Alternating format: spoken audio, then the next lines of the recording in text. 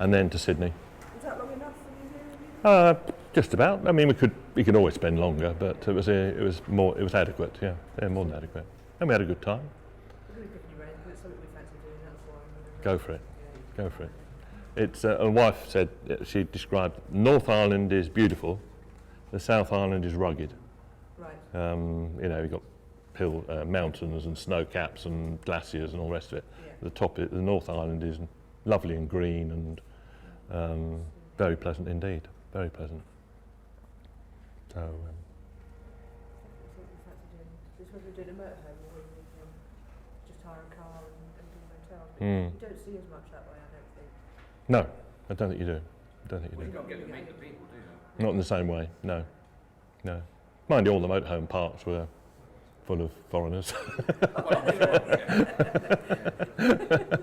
Germans, Swiss, Italians. How are we doing, Matt? Okay, Are we set to go? Yeah? Yes, So, good to go. Just for our online audiences and for you guys as well, thank you for coming. There is a full list of all the different seminars going on over the weekend, which is on our website, and if you miss any of them, they will all be available after. These are all going out live online, so if you get stuck on the toilet or something, you can watch on your phone and do that. In the interim, I'll leave nice to Mick think to about. hear about his Waltzing Matilda around Australia. Thank you. Thank you, Matt. Thank you. Good morning to you all, and welcome to this first talk of the seminars. As you know, I'm talking about Waltzing Matilda around Australia. And I just had a sudden thought. What I shouldn't be saying is not good morning. Good day. Good day. It has to be. And I'm going to take that off because I find I get too hot with it on for too long. Basically, as I was just explaining to one or two people, my wife and I, about 3 years ago, decided to take a post-retirement break, went out to New Zealand, Australia, 6 weeks in New Zealand, and then arrived at Sydney and decided we'd tour around Australia for the rest of the year, which was about 10 months effectively. And this is what it's all about. We've written a book about it. There's a few copies at the back. You've got a leaflet. £14.99 the normal price, £12 at the show. So take your opportunity. A bit about me first. I was born in the Isle of Man, so I'm a Manxman, 3 legs, no tail. Motorsport is in the blood, motorcycle racing. I got into car rallying quite early on and I've really taken interest in that all my life. We did long distance road rallies, all sorts of different events. Culminating in the Inca Trail, which was in 2001, 25,000 kilometres round South America. We did Colorado we used for that, which was rally prepared, and we came away with a gold medal, which we're quite happy about. Pam at the back taking the photo is my wife. She is the co-driver and general factotum, making sure everything happens as it should. I've also done 2 round the world in a weekend events, 1,700 miles without getting out of the UK, but going to every town or village in the country which has got a foreign sounding name. Perth in Scotland, Bethlehem in West Wales, Canada in Southampton, and a lot on the way and in between. Mac 4x4, does anybody know about the Mac 4x4 event?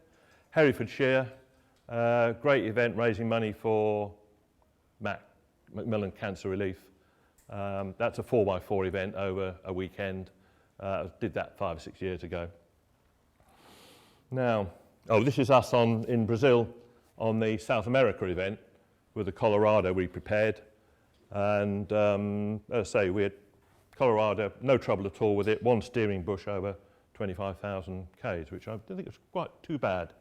Rock solid event, car. This is Matilda, the vehicle we bought in Sydney. We didn't know what vehicle.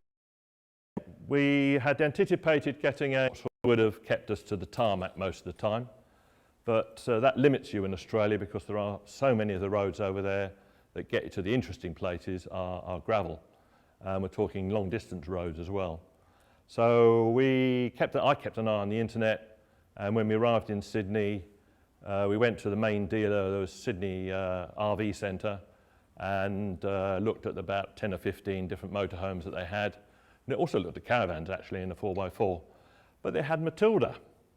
And I thought, this has potential. Four-wheel drive, it had a lazy axle at the back. It had all the motorhome facilities in the unit on the back, which was fiberglass, and it's a Toyota Hilux, so it's rock solid, and would take us anywhere. And all the equipment you need in Australia, like bull bar and CB radio and snorkel and blah, blah, blah, uprated suspension. So that's what we got. We could have ended up with all sorts of things. As I mentioned, we could have had an ordinary motorhome, but this is the sort of thing we saw fairly regularly. Having said that, this was the only one of the Land Rover series we saw doing serious stuff in the outback. This guy had been down around the Gulf of Comentira towing a camping trailer. So as you can see, it looks like it's being used. But mainly it's Toyotas, Mitsubishis, and Hyundais that we saw, Toyotas especially. But lots of camping trailers out there, heavy duty ones that you could take anywhere, similar to the sort of things you've got here. And you know, they all open up. A lot of people there will sleep outside without any problems. You've got the weather at night. We had a week of nights where it didn't drop below 30 at one time, which is pretty stifling at times. But you know, it makes for good weather. Sunshine like this, only 20 degrees warmer. So there we go. One of the snags of towing, which a lot of people do, I can't see it happening over here very much, but you're bowling down a gravel track with a trailer on the back, the stone's thrown up, bounce off your trailer, smash in the back window. And apparently rear windows on, that's a Mitsubishi, isn't it? And on Toyotas, it's not uncommon, and they stop them in the garages and such like for just such circumstances. So, yeah, and you do see people with various sorts of guards fitted to the front of their trailers to stop the bouncing, but sort of thing that comes across occasionally. Caravans, both motorhomes and caravans are a little bit stronger built than here in the UK. They do specialist caravans for serious off-roading, like this sort of thing. I'm not sure, looks to me like the angle of approach there is a bit dodgy. You're not going to get over there, but you need a Land Cruiser pulling that. Caravans there would have tanks on board for water and waste. None of these rolling around with tanks to deal with all your effluent and so on. But you pay your money, you take your choice, and you have your holiday or your trip accordingly. Now, what we were doing is effectively post-retirement doing a trip in Australia. They're called grey nomads, and there are thousands of them. People sell up their house, sell up their business, go into retirement and spend years on the road, trolling around, going south in the summer again to get the temperate, the right temperatures, if you were. And they do that. We met a guy who'd been on the road 13 years and was on his third caravan. He'd worn 2 out already. So, and they're doing tens of thousands of miles each year and buzzing around, having a grand lifestyle, quite frankly, having a wonderful time. Australia is roughly the same size as Europe, but it's all one country, so none of these border crossings and so on. And as you can see, roughly, say, from Edinburgh down to Ankara in Turkey is roughly sort of trip that the average motorist wouldn't do, but in Australia people do. And that would be Broome to Sydney, more or less, going that sort of same route. But yeah, in Australia, everyone does big mileages on their cars. Toyota Land Cruisers and such like will often have 300,000–400,000 kilometres on the clock, and that's fairly normal over there. Matilda, in fact, had only got, I think it was about 70,000 kilometres on the clock when we bought her, maybe it was 80. Although she was 10 years old. Odd story, the guy that built them was in Cairns. He was a boat builder and decided he'd apply his skills to a motorhome. And he built them long wheelbase like ours, 4-wheel drive, 2-wheel drive and short wheelbase version. but apparently when he was selling them, he wasn't paying Toyotas for the chassis. And Toyota got a court order and seized every single one of them, and there was a big hoo-ha about it. And ours, like a lot of them, ended up in storage for a long time before they came back on the road in various forms. Ours, as we found out the first few weeks, had suffered from being in storage for so long, and one or two things weren't working quite right. And they're all done under warranty, but it did take a day or two out of our trip, and it was a little bit annoying, and we wondered about the reliability of her to get us round, but she was okay in the end. Australia, as I say, is big, but you see, whereas Europe has something like 750 million people, Australia only has 23 million, and most of those live on the east coast. So it's very spread out, the communities are very spread out, and if you go there, they are very welcoming indeed. So yes, the people mainly live in the area which is shaded in white, coast, the south, Melbourne, Adelaide, and then in the Perth region out in Western Australia. The rest of what's coloured grey on the screen is more or less what's called the out boundary to it. It's just the lands, this here, great. So for off-roading and 4x4 pucker off-roading, great territory, forests and so on.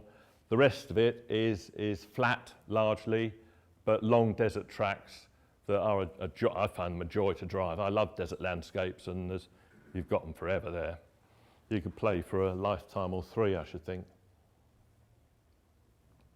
Now this is roughly the route that we took, or the routes that we took, starting from Sydney. The first one was up the east coast, then started going off-road through here to Longreach, Boulia, down to Birdsville, as a sort of iconic destination for four-wheel drive people, the most remote pub and town in Queensland. And then there's the Birdsville track, which was 500 k's, and we were headed back eventually to Sydney again for Christmas. And then we did a second trip, which was just down here. Important on a long trip like we did to follow your interests, because you're away for a long spell. My wife is very keen on tennis, and they have a big open tennis championship in Melbourne. So that was part of the deal. We spend a week in Melbourne and we watched the tennis. So we did that just after Christmas, did the Great Ocean Road, and then came back again through the very southeast corner down here. Terrific 4x4 driving, very much like the forest in Wales, Haffron or Glocainog, all those sort of places. But, you know, the size of Wales without, you know, sort of agriculture, and lots of tracks of every type and description you can imagine. Fairly well signposted, and we had some great fun with those over 3 or 4 days. Didn't go on the really hardcore stuff, obviously, with a truck like we had, but enough to keep me satisfied and to be very enjoyable, in fact. Dargo is a little community in the middle of those mountains, is where it seems to be the 4x4 centre, and the pub there has walls plastered with 4x4s, frankly, in various states of distress. In rivers, rolled down banks, smashed up left, right and centre. So it's a warning to anyone, you know, you can get it wrong. And we got really good advice there of where to go and what to do. And then after another spell in Sydney, we headed on what they call the Big Lap, which is going right round, which is always a sort of target of people in Australia to do the Big Lap. People cycle it, people walk it, would you believe? But basically, going right the way round. We came up through New South Wales to eventually the Unadata track, which is a long desert track, to Alice Springs, and then came back across the Nullarbor Plain, up round here, Carnarvon here I'll mention in a moment or two, and then up through a little bit of the Gibb River Road, which is a well-known desert track here, to Darwin, and then back eventually via Cairns to Sydney. We did 20,000 miles altogether, and it was we had a deal with the garage which sold us the motor. It was in the contract we had between us, But he honoured it, in fact, and there wasn't a problem. So we got all our money back on, well, what we expected to get back, although we did rather more miles. And he did rather more warranty on the vehicle than he anticipated as well. So that's roughly what we did. This is the sort of thing that I think is gorgeous. This is out right down the southeast of Queensland near Middleton, Boulia. Just gorgeous desert scenery, basically, and a view spot. And this particular area, they had these sort of mesas type of thing, these sort of low mountains, low hilltops, and miles and miles. And this road, we went down, I don't know, 80, 90 miles, didn't see a soul, quite remote. And we were there in the summer in that area, which is not the best time. You'd be fairly happy that the roads are going to be in good nick and there won't be any flooding, but the other side of the coin is it's going to be bloody hot. We're talking the mid-40s regularly, and it's dry heat, which is bearable, but you don't do a lot, and you use the air conditioning as much as possible. The truck had air conditioning in the cab and in the accommodation unit as well. This is the Flinders Range, which are in South Australia. Just again, a nice view spot, a bit mountainous, a bit pretty, and having a little swan around in there. I'd like to have done more in there, but we were constrained by time a little bit to make sure we could get right round. Now, when you're travelling along, you never know what you're going to find. Now, the Unadata track is 600 kilometres, and we were driving up, and I thought I could see just a single bicycle track, or two together. And below me, two guys on bikes in the middle of the desert. The guy and you stop, of course, make sure they're okay, offer them water, offer them food, anything else they might need. The guy on the right was 75 years old, and he'd pedalled up from Adelaide. Well, they both pedalled up from Adelaide, which was probably about 1,200 miles, and he was eventually heading on to Darwin, which was more or less another 1,000 miles. Now, all our compatriots, our friends and relations and all the rest of it thought we were bonkers doing what we did. Say no more. But we saw as well people walking round with big sort of buggy things with all their kit on. And we saw lots of other people cycling, but on the tarmac. We met a guy in near Alice Springs who had ridden his bike out from France. Cheap, but I think it took about 5 years, and he was fit.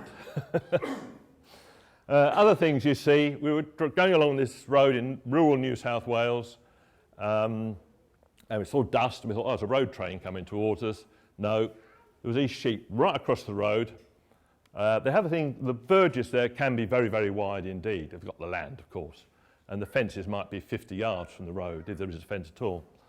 And we stopped, and there's all these sheep coming towards us. It turned out there were 4,500 of them. There were two guys looking after them, one at the front and one at the back on little bikes, enduro bikes. And they have a thing called the long paddock, and farmers can register to go on the long paddock with their cattle or their sheep. And virtually the whole of Australia is covered by this arrangement. And they can go down the highways, but it keeps the verges cut back, because it's all the grass and such is eaten.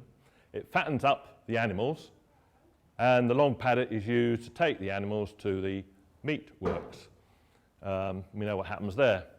And they had been on the road 6 weeks. They'd been through a couple of towns. I'd love to have seen that, going through a town. And they were going on for another couple of weeks.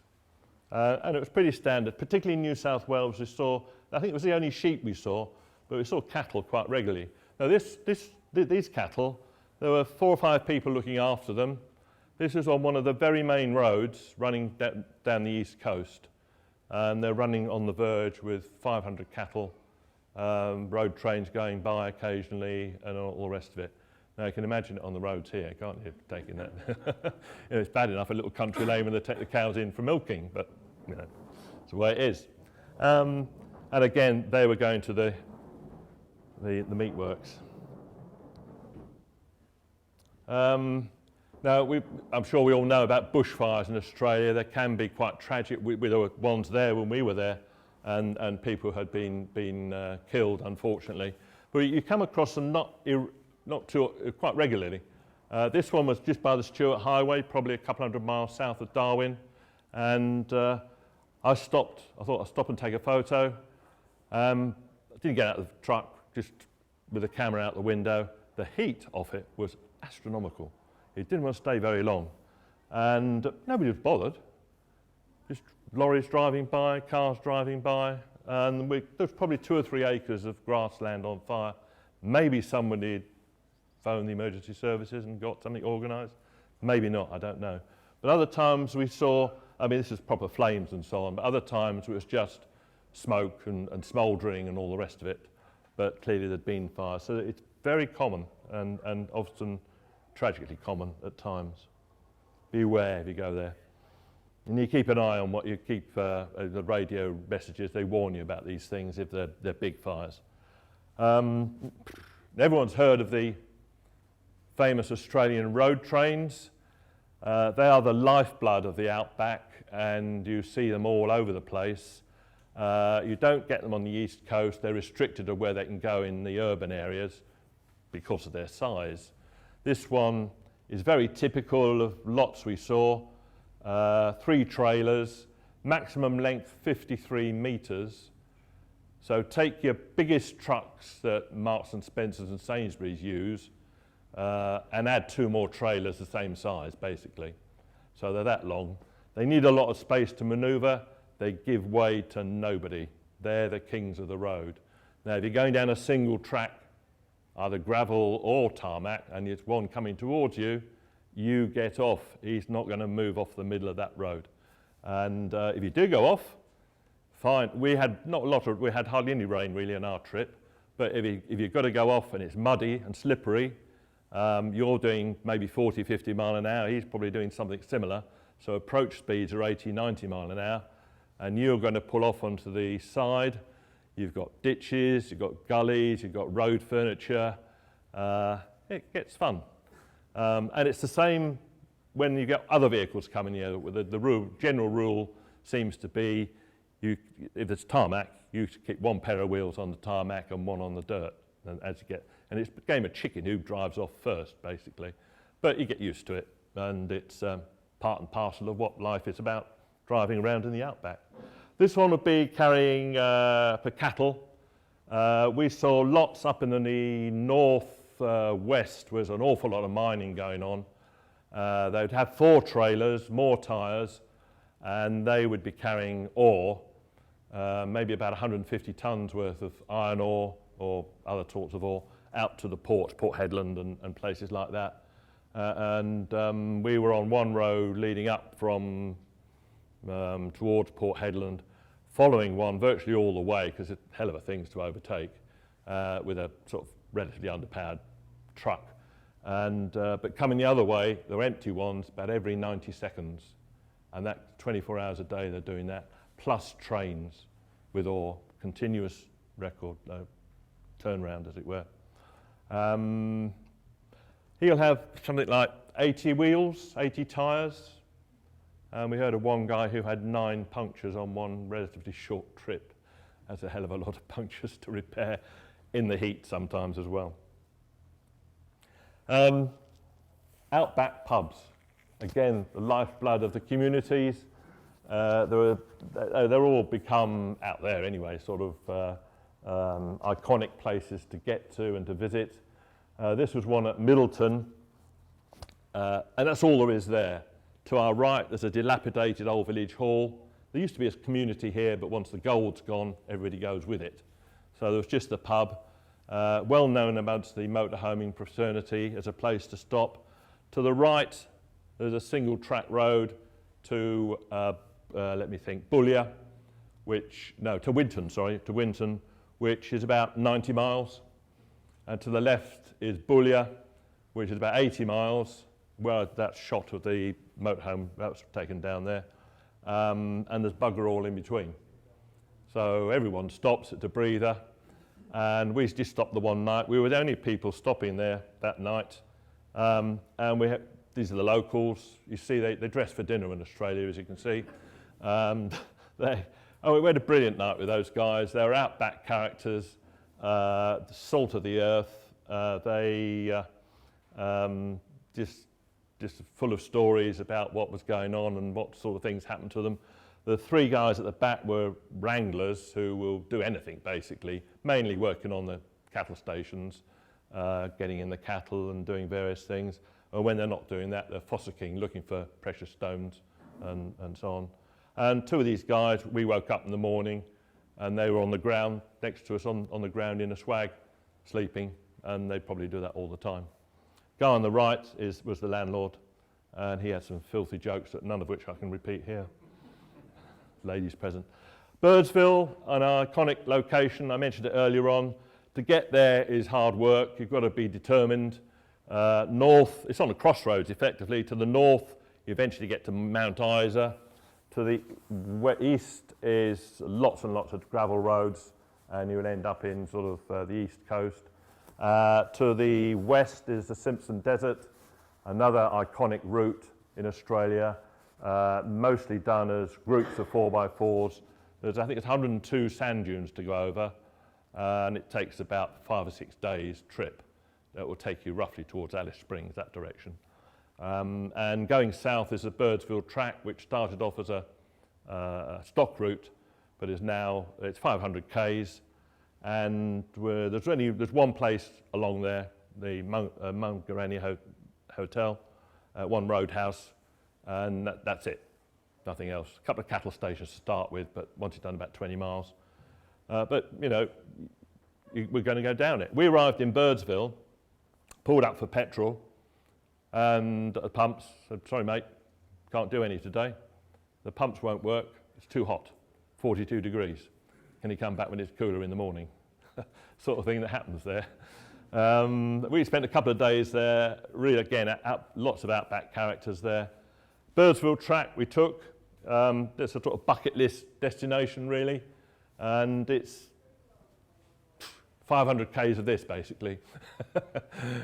Initially the sand dunes parallel on either side, and you see the odd kangaroo, wallaby, emu, few lizards, clouted a few on the road unfortunately, and there's a bit of a salt lake on the left there, but it's 500 k's of this, and only the one place is the Mungarani, and you can get fuel there, and there's accommodation and there's a bar and all the rest of it, and we spent the night there. Now I don't know if you can see at the back there, the guy's left his golf clubs there.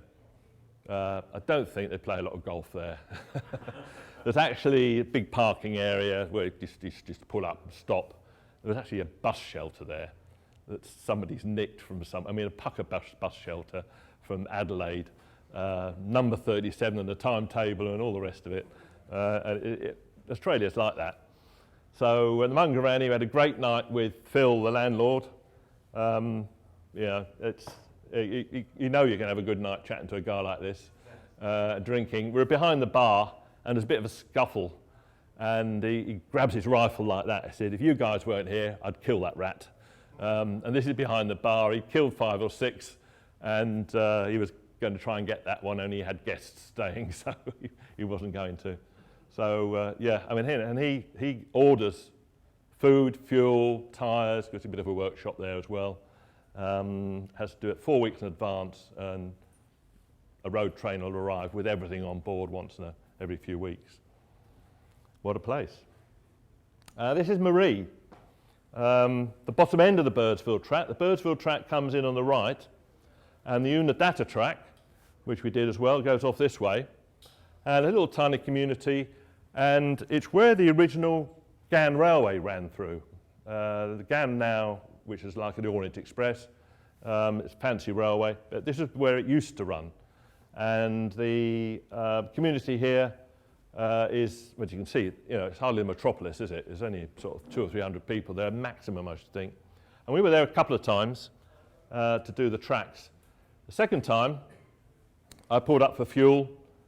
We stopped for a breather, got fuel there before going up the Unadata, and which is fine. Now you notice this is an aerial shot.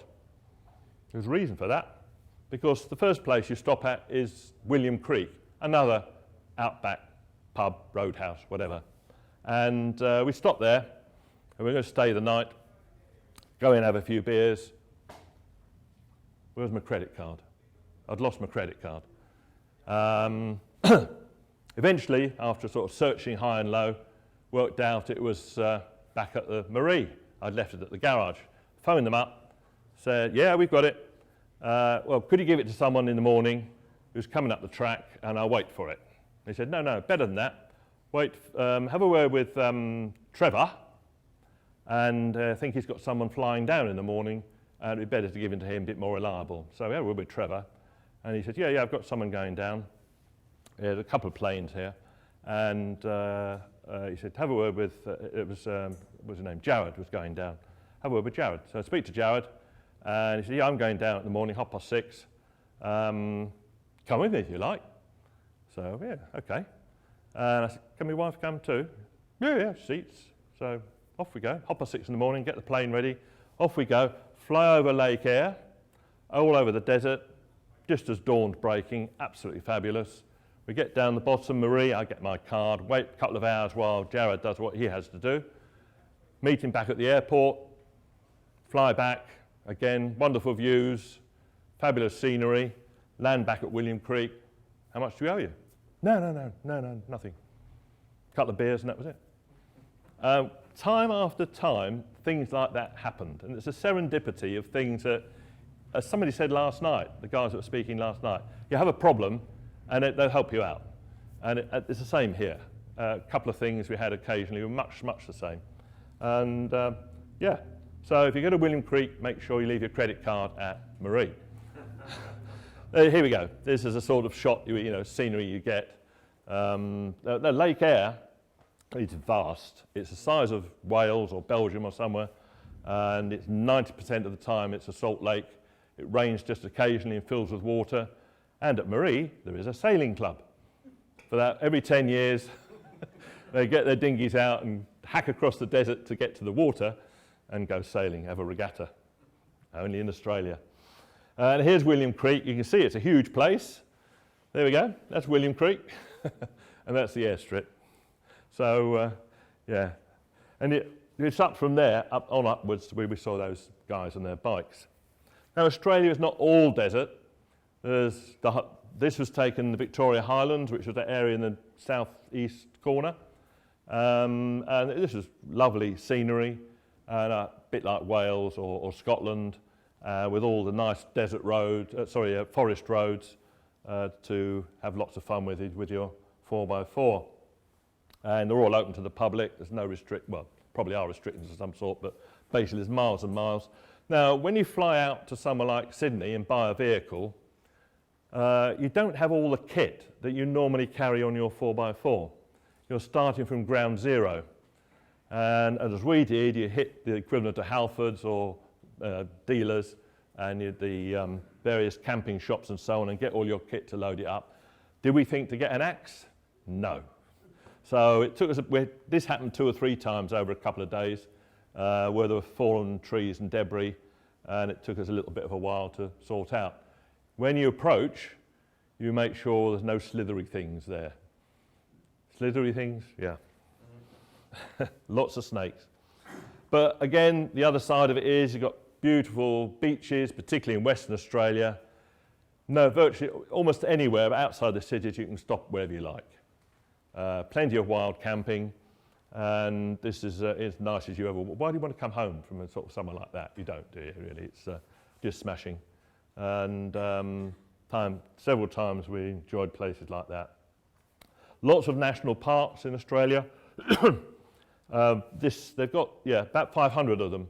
This is one of the most beautiful, Karijini, which is in the northwest of Australia.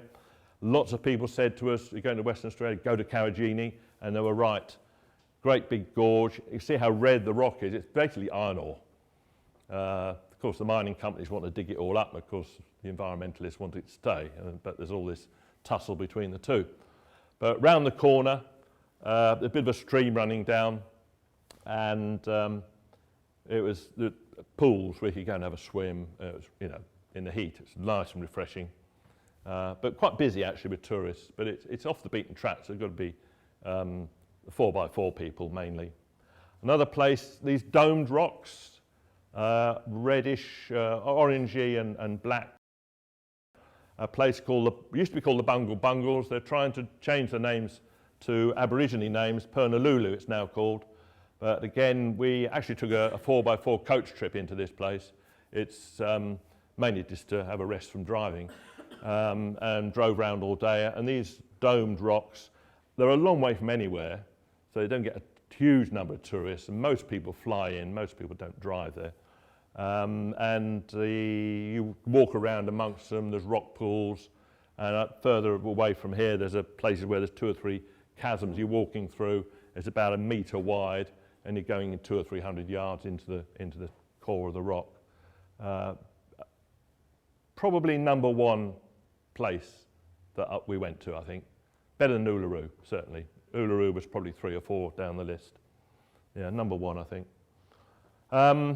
I mentioned about following your interests. I'm into car rallying, as I mentioned. We learned there was a 2-day Dakar rally type event on in New South Wales. Phoned up the organisers and got the gist of what was going on. So we made sure we were there. In actual fact, because we've got experience, we ended up doing the timekeeping at the end of the first stage. And then the rest of the time we were either watched or marshalled. But here we were marshalling on a gate, because they're doing the stages on private land, but there they can cross the roads, but you need a marshal on them. But they zoom up to the gate, which is what this bloke does, co-driver out, open the gate, drive through, close the gate, and off on the other side of the road. And the same, there were about 30 4x4s, and there are a few more enduro type bikes, about 60 of those. Great event, and we were part of it. They really took us in on board.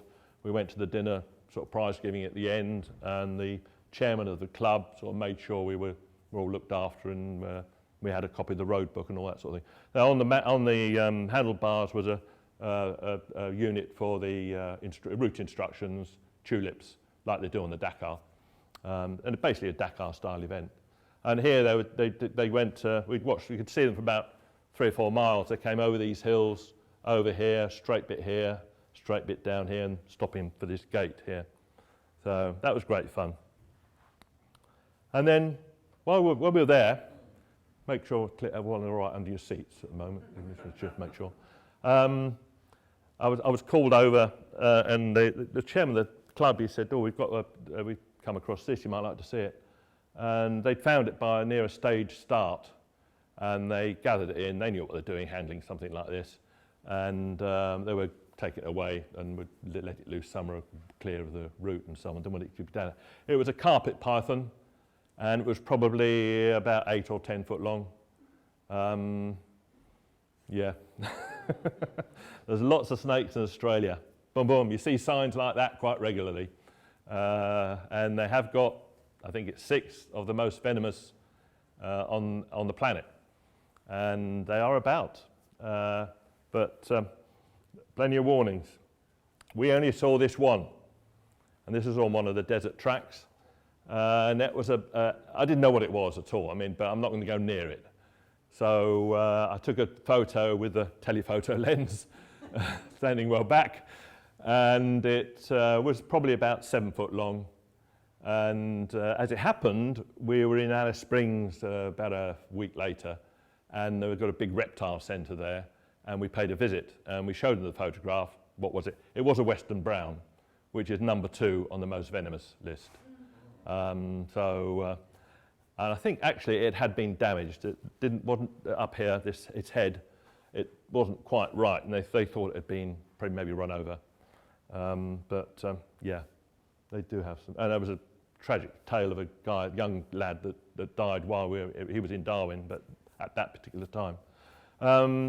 This was at the Reptile Centre. This is on the bucket list on the I'll do it if I have to, really. I didn't enjoy it, but you're there, you get the opportunity, you're going to hand. This was another type of python, an olive python, obviously non-venomous. Give you a good squeeze, though, I should think. What surprised me was the weight. Bloody heavy. Crocodiles are the other big scary things over in Australia, particularly in the Northern Territories, across the north, across around to about Cairns, Cape York and all that sort of area. There are tragedies quite regularly, and they have literally anywhere you go near the water there's a sign like this to give you a warning. More signs are written in German. Achtung, crocodillos, or whatever it is in German. I wonder why. I don't know. Maybe the Germans go near the water more than we do. But you'll see it says keep away from the water's edge. Do you know what they call people who stand on the water's edge? Bait. So, and we saw quite a few, particularly these are the salties, these are the nasty buggers. This was on a little boat trip we did up in Kakadu, and it was probably about 12, 14 foot long, 78 teeth and a jaw that's one of the strongest on the planet. You're not going to mess with him. And we saw quite a few of those. And also quite a lot of salt of the freshies, what they call freshies, the freshwater crocs. Smaller, longer, narrower beaks.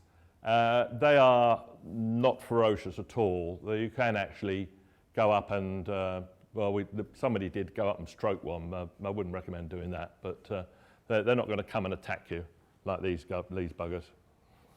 I like taking photographs of signs. Now this is in Carnarvon, which you remember I showed you the map, top left-hand corner, quite a largish town. And this is a sign you see as you drive out. 632 k's is what? 400 miles, probably, something like that. And that's on the main road. That'll take you from London to wherever, I don't know where. Probably Inverness, I should think, 400 miles. No water in between, or little water in between. There are petrol stations, fuel stations, but a long way. Another one. Must have seen 4 or 5 signs like this, 440 k's for fuel. Again, that's going to be 300 and something or other miles. So you need to make sure you've got plenty of fuel on board and probably a couple of jerry cans as well, if you can got space to carry them. I gather there's a sign somewhere that says no fuel for 900 k's.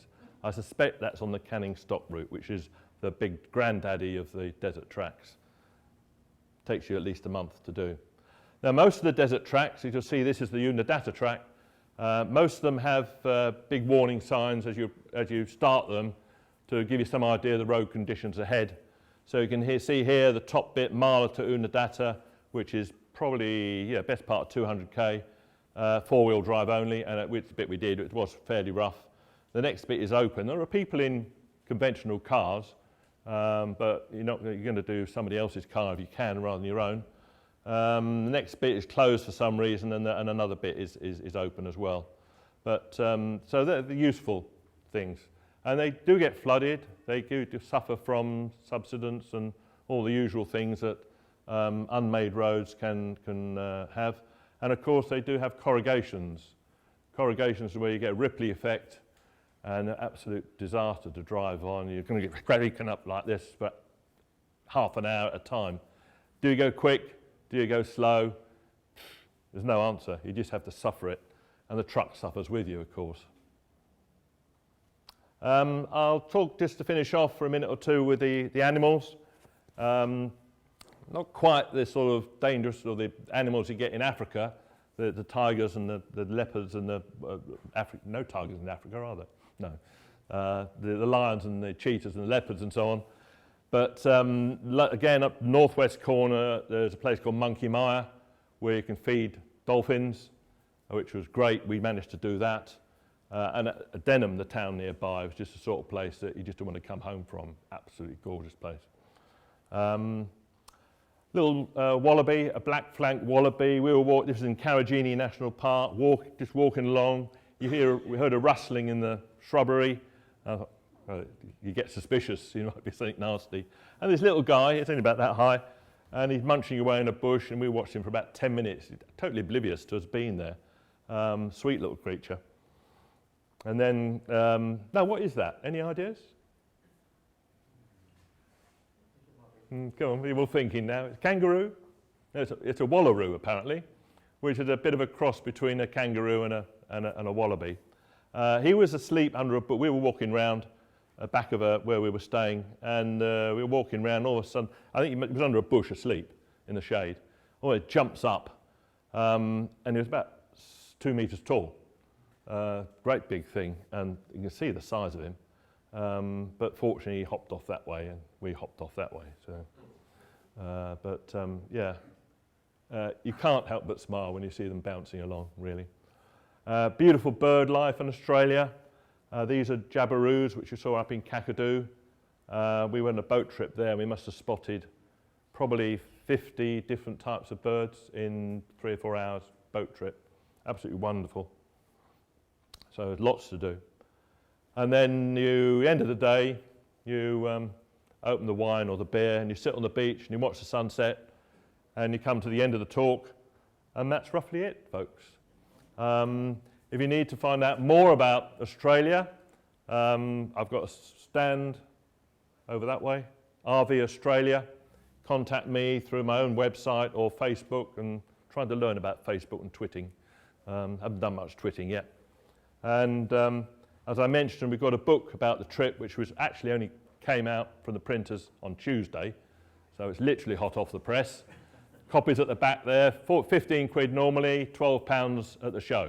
So it's your opportunity.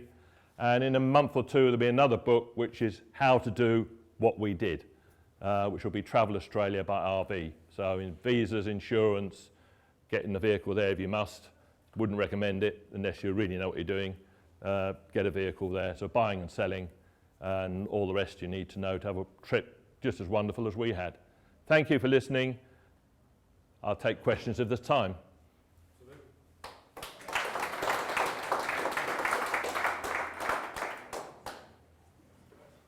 What do you pay for 4x4 RVs there, and what do they buy back at?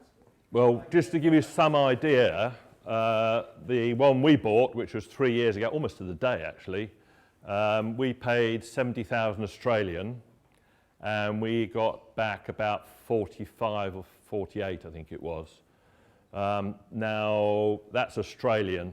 Now, you've got to transfer that into UK, to sterling. When we were there, when we started the trip, it was 170.